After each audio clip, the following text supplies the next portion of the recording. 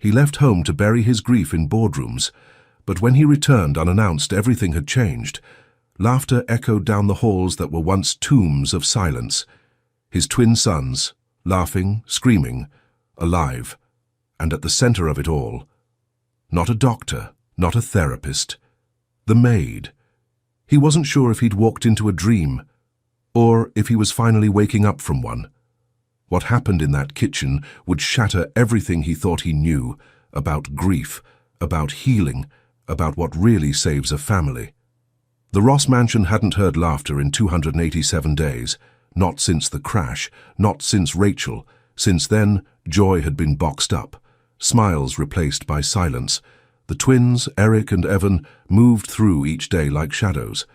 Edward Ross did what any man drowning in sorrow and success would do. He left the house, left the mess, left his boys in the hands of strangers until they all quit. But someone stayed. Not the nanny, not the counselor, a cleaner, hired to wipe floors, not tears. 2 weeks in, Tracy Miller had barely said 5 words to Edward, but on that Tuesday morning, she said something else.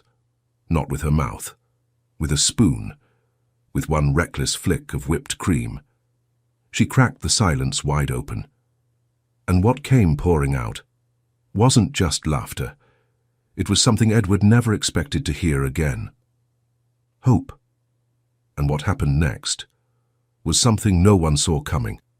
But before we begin, click subscribe, like this video, and tell us where in the world you're watching from. I hope this story reminds you, healing doesn't always wear a name tag. Sometimes it walks in quietly with a mop in its hand and changes everything. The Ross mansion woke up in silence, like it always did. Sunlight streamed through spotless glass windows, catching dust that had nowhere to settle. Floors gleamed. The air was still. No music, no footsteps, just the quiet hum of a refrigerator and the faint ticking of a clock that felt far too loud. Tracy Miller stepped inside the kitchen like she always did, quietly, quickly, without ceremony. She wasn't there to be seen. That was the rule. She kept her eyes low, tied her yellow gloves, and moved toward the sink. Eric and Evan sat at the kitchen island, legs swinging, but no life in them. Their cereal bowls were untouched, spoons resting like tiny flags of surrender. They didn't speak. They never did.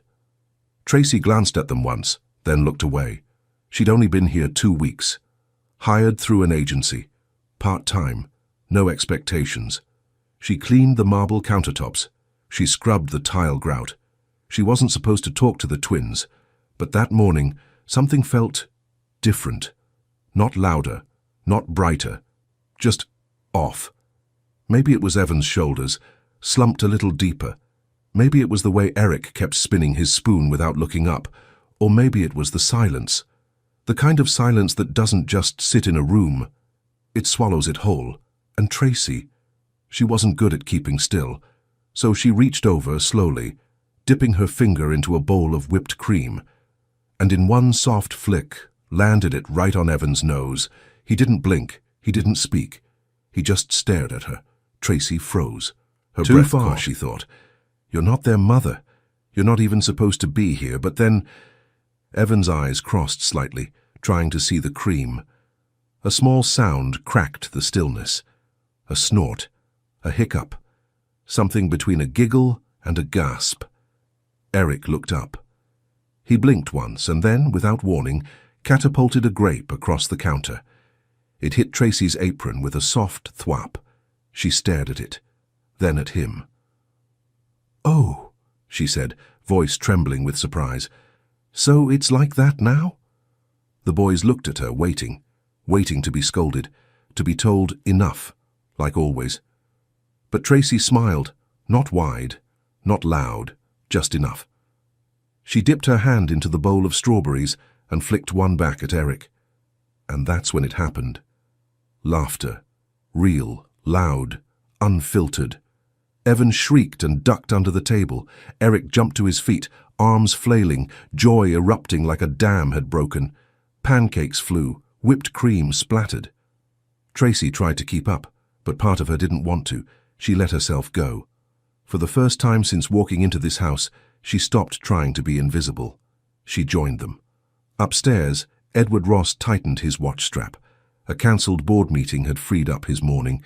He hadn't told anyone, he wasn't ready to see them. He just wanted coffee. But as he stepped into the hall, he heard it. Laughter. He stopped cold. He hadn't heard that sound in almost a year. And for a moment he thought maybe, no, it couldn't be. Edward didn't say a word. He stood in the doorway like someone who'd taken a wrong turn in his own home. The kitchen, once sterile and silent, now looked like a battleground of joy. There were waffles on the floor, fruit on the ceiling, whipped cream smeared like war paint across both boys' cheeks, and at the center of it all, Tracy Miller, breathless, laughing. Her apron was soaked, her braid had come loose, there was a strawberry stuck to her sock. And for the first time since Rachel's funeral, his sons looked alive, not just functioning, not just fed, laughing, whole, messy, human. Evan stood on a chair, waving a fork like a flag. Eric ducked under the counter, his giggles bouncing off the tiles. Tracy turned toward the doorway, and that's when she saw him. Her body tensed in an instant. The smile disappeared like a switch had been flipped. She opened her mouth, but no words came out. Edward's jaw tightened. 1,000 thoughts flashed across his face. Shock, confusion, something else he couldn't name. For a long second, no one moved. Then Eric peeked out from behind the kitchen island, holding a strawberry in one hand and a foam dinosaur in the other. He looked at Tracy, then at his father, then said quietly, "We didn't break anything." Tracy finally found her voice. "I'll clean it up right now." Edward nodded once. Not angry, not approving, just unreadable. He turned and walked out without another word. Upstairs, Edward poured himself black coffee he wouldn't finish. He stood by the window of his study, watching the garden below, overgrown, faded. Rachel used to spend hours out there. It was wild now, like everything else. The sound of laughter still echoed faintly from below. It tugged at something in him. Something painful, something unfamiliar. He hated how unfamiliar it felt. Back in the kitchen, the boys were helping Tracy wipe down the cabinets with wet paper towels. They didn't speak, but they hummed, a tune she didn't recognize but followed anyway. Evan climbed onto the stool beside her and handed her a dish rag like it was a prize. "Miss Tracy," he said quietly.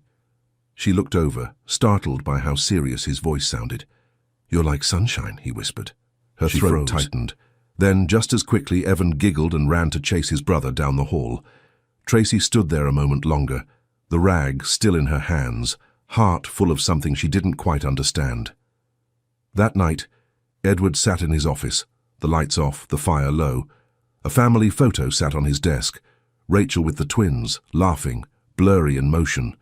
He ran his thumb across her face, and then he heard it again. Laughter, fainter now. Upstairs, a child's squeal, the sound of bare feet down a hallway. He closed his eyes. The ache in his chest wasn't grief exactly. It was something more dangerous. Hope, and he wasn't sure what to do with that. Not yet. Edward didn't sleep. He told himself it was the emails, the quarterly reports, the investor pitch waiting in his inbox. But it wasn't. It was the sound of joy still echoing through his house, the kind that didn't belong here anymore. He got up just after 5, showered, shaved. By 7 he was standing in the kitchen, waiting, watching, as Tracy stepped in with her usual quiet presence and yellow gloves tucked into her apron. She didn't notice him at first. She was humming again, that same tune, light, aimless, full of something he'd forgotten how to name. The boys weren't up yet, just the two of them. Tracy reached for the sponge by the sink. "We need to talk," Edward said. She jumped slightly, hand tightening around the sponge. "Of course," she said quickly. "About the mess yesterday. I didn't mean—" "You're the maid," he interrupted. He didn't say it cruelly, just flat, final, like a reminder he needed to hear himself say out loud. "That scene yesterday, it wasn't your role." Tracy turned slowly. Her face was calm, unreadable, but something shifted behind her eyes. She waited a moment before answering. No child ever smiled because the floors were spotless. Her voice was gentle but steady. Edward's jaw clenched. He looked away. "It's not about smiling," he said. "It's about boundaries." "Then maybe that's the problem," she replied. The silence that followed wasn't sharp, it was slow, heavy with things neither of them wanted to say out loud. Edward nodded once. "Just keep things appropriate," he said. Tracy didn't respond. She picked up the sponge, turned back to the sink. The hum didn't return. That afternoon, Tracy stayed quieter than usual. No flicks of whipped cream, no dancing between chores. She folded towels with careful corners, dried spoons like glass. The boys noticed. "Are you sad?" Evan asked as she folded a blanket near the couch. "No," Tracy said softly. "Just a little quiet today." Eric frowned. "Did we do something wrong?" That question nearly broke her. "No, sweetheart. Not you." She tucked the blanket tighter than it needed to be, and tried not to look at the top of the stairs where she knew he sometimes stood, watching, listening. That night, after bedtime, the twins called for her. Not the new sitter.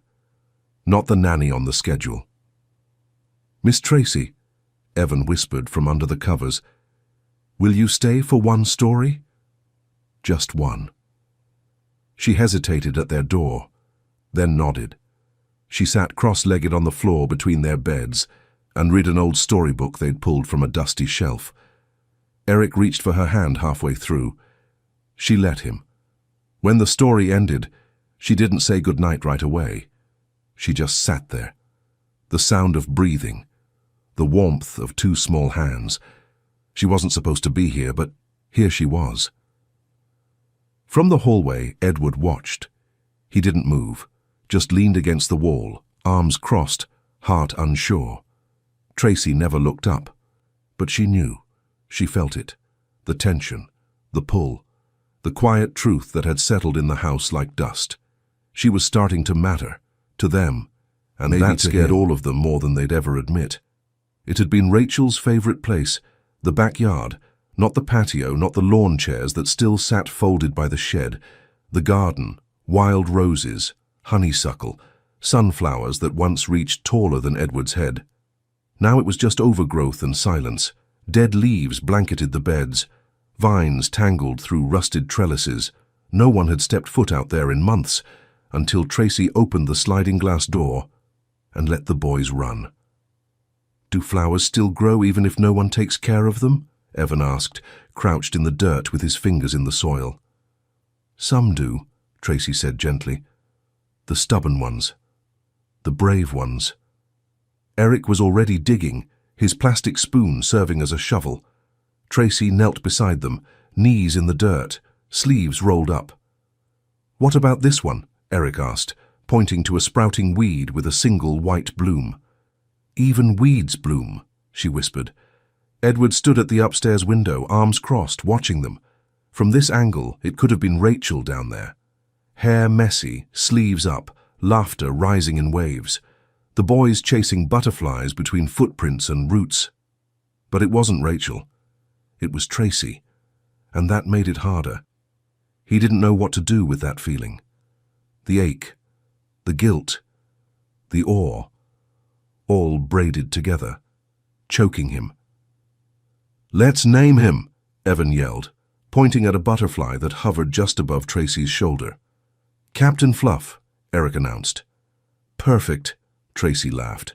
"Captain Fluff it is." She let the boys lead her around the garden like it was an adventure, not a graveyard. They collected stones, dug holes, talked to worms, and slowly, something shifted. The sun warmed their skin, their cheeks flushed with color. Life. That night, Edward lingered in the hallway again. He hadn't spoken to her since the kitchen, but she'd stayed, and they kept choosing her. He heard the way they said her name now. Miss Tracy. Like it meant more than it used to. Like it meant safe. Tracy washed her hands slowly at the sink. the scent of soil still on her skin. The sliding door was still ajar, letting in the evening breeze. Behind her, Edward stepped into the kitchen. She didn't turn around. Neither of them spoke. The silence wasn't angry, it just held too much. Finally, Tracy glanced over her shoulder. "The boys planted sunflower seeds," she said softly. "They said they wanted to make the garden happy again." Edward's eyes dropped to the floor. He nodded once. Rachel loved sunflowers. "I know." She dried her hands on her apron. "You don't have to say it," she added. Edward looked up, unsure. "What?" "That I crossed a line," she said, voice even. "That this wasn't my place." Edward exhaled slowly. But he didn't say it. He just looked at her, eyes soft. And for the first time, Tracy saw hesitation where there used to be distance.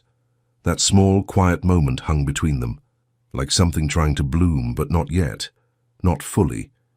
Upstairs, the boys were already asleep, dirt still under their fingernails, smiles still clinging to their faces, and outside, the first sunflower seed lay beneath the earth, waiting. The storm rolled in just after sunset, one of those late spring downpours that doesn't knock. It crashes. Thunder cracked the sky in half, rain slammed against the windows like fists, and somewhere upstairs, a small voice broke through the darkness. "Tracy!" She was already moving. Down the hall, barefoot, braid damp from the garden. She found Evan curled in the corner of his bed, hands pressed to his ears. Eric was wide-eyed, frozen beneath the covers. The lights flickered once, then again. Tracy didn't hesitate. She climbed onto the bed and pulled them both close, arms wrapped around their trembling shoulders like she'd done it 100 times. "Shh," she whispered, brushing hair from Evan's damp forehead. "I'm here. You're safe. I've got you." She didn't tell them to be brave. She didn't promise the storm would pass quickly. She just stayed. Edward had heard the cry too. He had risen from his desk on instinct, one hand still holding the whiskey glass he hadn't touched. He was halfway down the hallway when he stopped and saw her through the sliver of light coming from the boys' room.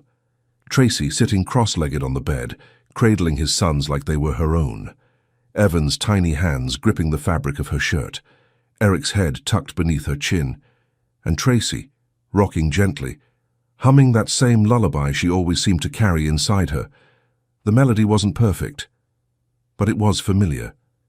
Edward stood in the doorway, unseen, uninvited, unnecessary. Something broke in him then, a truth he'd been trying to outrun. They didn't call for him. They hadn't in a long time. He had left the house but never noticed the part of him that had gone missing with it.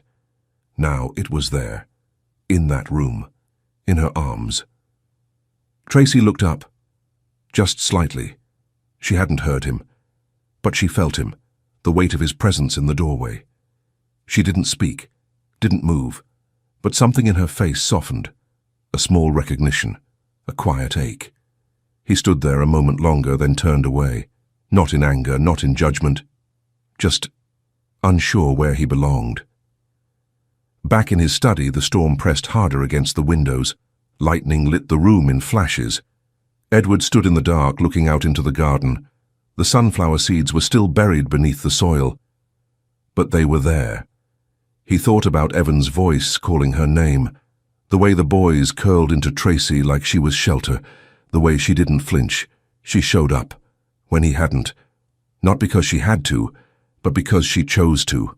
And somewhere deep in his chest, the storm found its way in, not loud, not destructive, just honest. Upstairs, the boys slept with their heads resting on her lap. The thunder faded, but something else had cracked, quietly, inside them all. It was taped to the fridge, crooked, colored in with crayon and something that looked like jam on the corner. Edward didn't notice it at first. He'd come in for coffee. Early. The boys were still upstairs. Tracy hadn't arrived yet. The kitchen was still almost back to what it used to be. Almost. Then he saw it.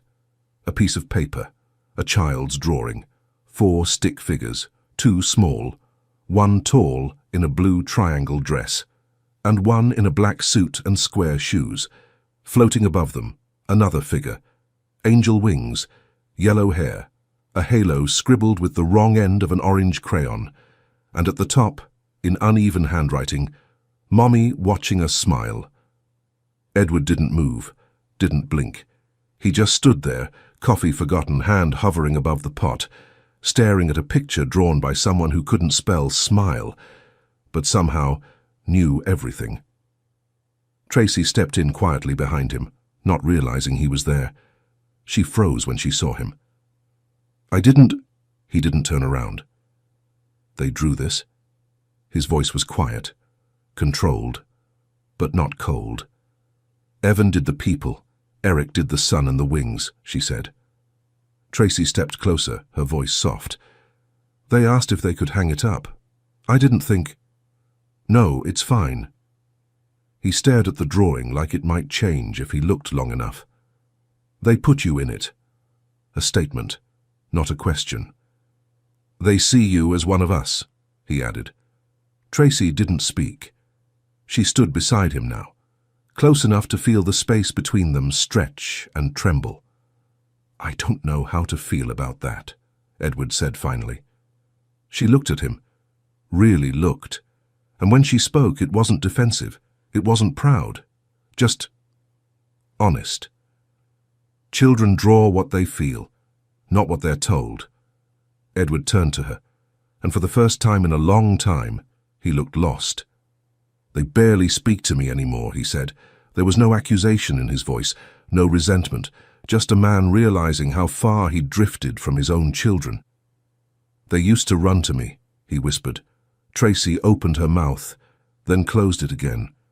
Some things didn't need answers, some grief wasn't looking to be solved, just witnessed. "I didn't come here to replace her," she said after a moment. "I know. I didn't even mean to stay this long." Edward's eyes dropped to the drawing again. His boys, smiling.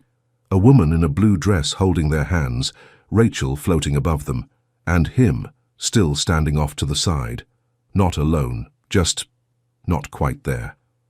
"I should go start the laundry," Tracy said gently. He nodded. She walked away. Her footsteps were light, almost careful. Edward stayed where he was. The coffee had gone cold, but he hadn't noticed. He was still holding the drawing in his hands, like it might tear if he breathed too hard. The house was quiet, but it wasn't the old kind of quiet, the cold, hollow kind. This quiet felt heavy, like something sacred was passing through. Rachel Ross would have turned 36 today. There was no party, no flowers, no framed photo on the counter with a candle next to it, just the weight of her name, suspended in every room. Edward left early, like he always did on her birthday. Boardroom, elevator, flight to nowhere. He told his assistant to block the day. He told himself it was just easier. But back in the kitchen, the boys remembered. Of course they did. Children don't forget love, even when they're too young to name it. "Can we make her a cake?" Evan whispered. Tracy paused mid-swipe of the countertop. "For Mommy?" Evan nodded. Eric climbed onto the stool beside him. "Just a little one." "With jelly beans," Evan added, "and chocolate sprinkles." Tracy didn't say yes. She just opened the pantry and started gathering ingredients. The boys tied towels around their waists like aprons. They cracked eggs too hard, spilled flour like snow, and licked the spoons when they thought she wasn't looking. The kitchen was a mess, but this time no one cared. When the cake came out of the oven, the boys decorated it with their small, sticky hands. Tracy lit a single candle. No singing, no speeches. Just 3 people standing around a cake made for someone they all missed in different ways. "Make a wish," Tracy whispered. "Do you think she'll hear us?" Evan asked. "I think—" "She hears what matters," Tracy said. Evan looked at Eric. "You go first." Eric leaned forward, eyes closed, whispered something no one heard. Then Evan. He didn't whisper. "I wish Mommy sees us laughing again." Tracy blinked fast, then gently nodded. "Okay," she whispered. "Let's blow it together." 3 breaths, 1 flame, and silence. Not the empty kind. The sacred kind. Edward opened the front door just before 9. He was still in his coat. The house was dark except for the kitchen. He stopped at the threshold, and something in him paused. The three of them sat on the floor. The cake was between them. One candle melted into frosting. Evan leaned against Tracy's shoulder. Eric rested his head on her lap. Tracy wasn't speaking. She was just there, still, present, holding space where a mother used to be. Edward couldn't move. His eyes stung before he even knew why. Not just because of Rachel, but because his sons had found a way to grieve and celebrate at the same time, without him. He stepped into the light. Tracy looked up, startled, then softened. Evan turned, sleepy-eyed. "We saved you a slice," he said. Edward didn't speak. He just sat down beside them, on the cold tile floor, in the middle of the mess, in the company of the only people who still said her name out loud. And finally, he let himself cry. Not because he was weak, but because something in him had been silent too long. And tonight, even silence had found its voice. The house was asleep. Upstairs, the boys were tangled in blankets, cheeks still sticky with jelly bean frosting. The candle was gone. The cake was half-eaten. The kitchen light buzzed softly, and Edward stood at the edge of the room watching Tracy rinse dishes at the sink. She didn't know he was there, or maybe she did. She moved slower than usual, like she was waiting. "They needed today," he said quietly. Tracy turned. No smile, just eyes that had seen enough to know when something mattered. "So did you," she replied. Edward nodded. He stepped forward, then leaned against the counter, close but careful. "I didn't know how to do it," he said. "Do what?" "Grieve in front of them." His voice didn't crack, but it carried a weight that said it almost did. "I thought if I kept going, if I just held everything together, it would get easier." "Did it?" "No." The silence that followed wasn't awkward. It was human, and somehow safe. "I've just been showing up," Tracy said softly. "That's all I had. I didn't know what else to do." Edward looked at her for a long time. He saw it now, the exhaustion, the patience, the quiet ache beneath her steadiness. "They call you Mama Tracy," he said. She froze. His voice didn't carry judgment, just truth. "Evan said it yesterday," he added. Eric nodded like it was the most obvious thing in the world.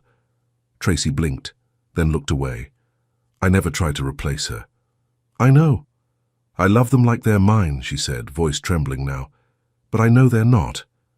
"That's what makes you exactly who they need." Tracy looked up, and for the first time in a long time, Edward didn't seem tired, just present. "When Rachel died," he said, "everything stopped. I didn't know how to be a father without her. She was the one who danced in the kitchen, who made up lullabies, who filled the silence." Tracy nodded, slowly. "And you filled it with work," she said. He didn't deny it. "I didn't think anyone could reach them," he admitted, "until you threw mashed potatoes at one of them." That made her laugh, soft and a little broken. "I didn't plan that," she said. "Good," he smiled, "the kind that takes effort when you've forgotten how." "You're not the help," Edward said finally. The words landed gently. "You're not temporary. You're part of this." Tracy didn't speak. Her throat was too tight. Her hands still smelled like dish soap and birthday cake. "I don't know what this is," he added. "I just know the house feels different when you're in it." Another silence. But this one didn't hurt. It held something new. Not quite a beginning, but the willingness to begin. Upstairs, the boys stirred in their sleep. A soft murmur, a shifting blanket. Tracy wiped her hands on her apron. Edward stepped aside, letting her pass. But before she reached the door, she paused. "Thank you," she said. "For what?" She looked back at him. "For staying tonight."